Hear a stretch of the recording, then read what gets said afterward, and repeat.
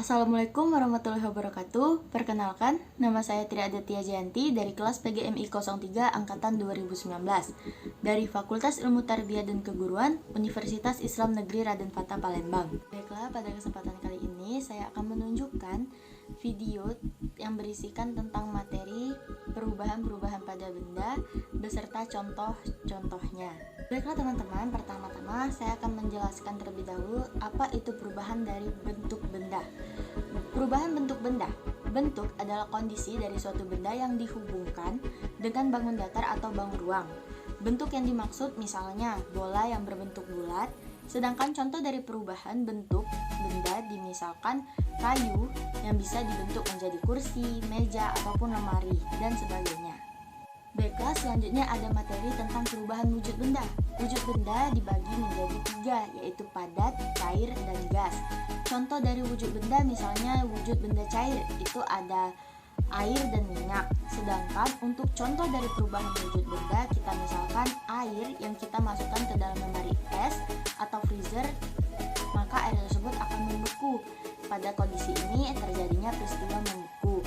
Atau air yang kita panaskan sehingga terjadinya penguapan, maka pada kondisi ini terjadinya proses menguap.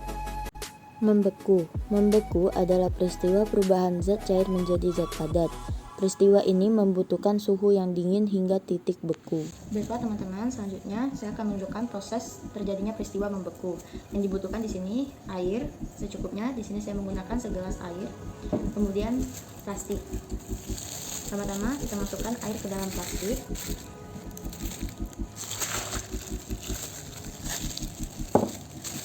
Kemudian kita ikat.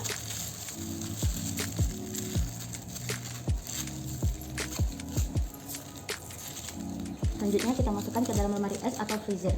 Baiklah, selanjutnya kita masukkan air yang telah dimasukkan ke dalam plastik tadi yang telah kita ikat ke dalam freezer atau lemari es. Kita tunggu beberapa saat. Baiklah teman-teman, setelah beberapa saat, kurang lebih 4 jam, air yang kita masukkan ke dalam lemari es atau freezer tadi telah membeku.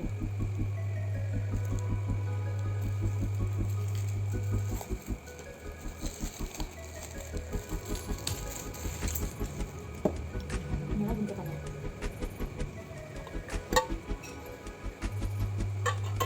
Maka bisa dibuktikan bahwa telah terjadinya peristiwa membeku, di mana zat cair berubah menjadi zat padat.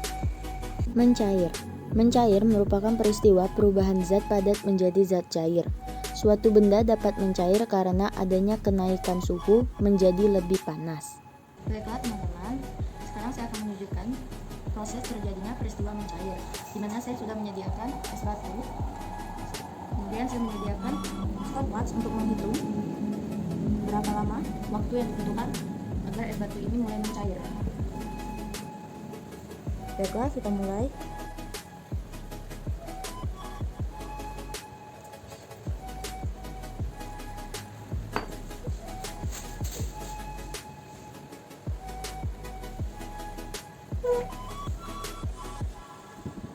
Baiklah teman-teman, ini sudah 10 menit. Saya akan tunjukkan. Kalian bisa lihat di sini ada air. Ini kosong ya teman-teman.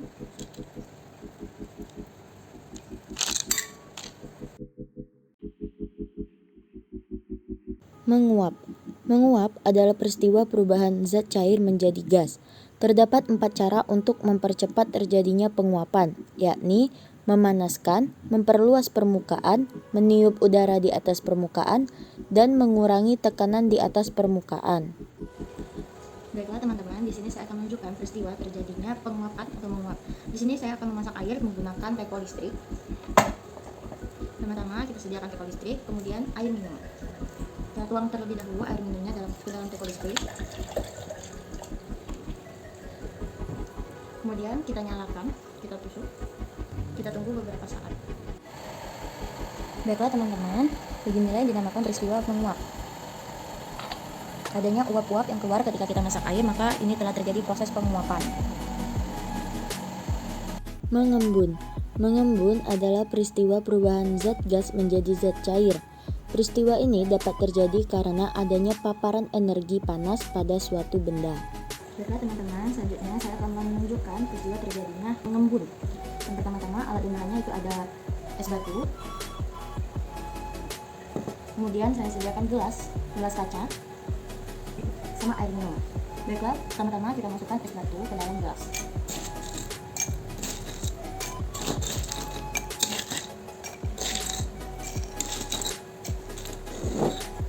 Kemudian kita tuangkan air minum.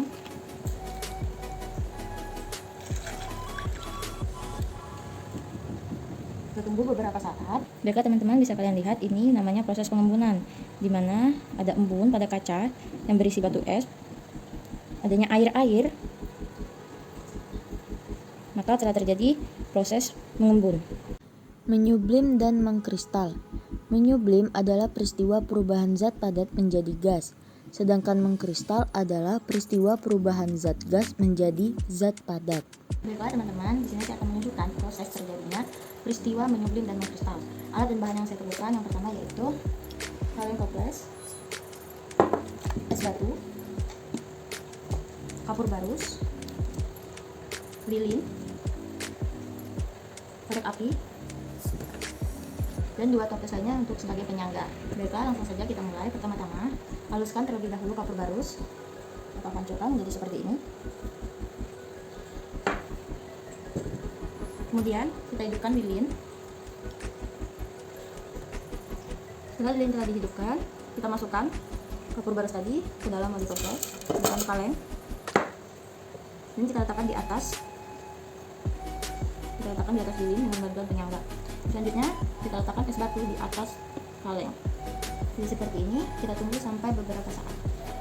Baiklah teman-teman, setelah sekitar 30 menitan, mari kita buka, kita lihat apakah proses pengkristalan dan menyublimnya berhasil. Kita tuang dulu es batu ini. Baiklah, ini yang dinamakan proses mengkristal ya teman-teman.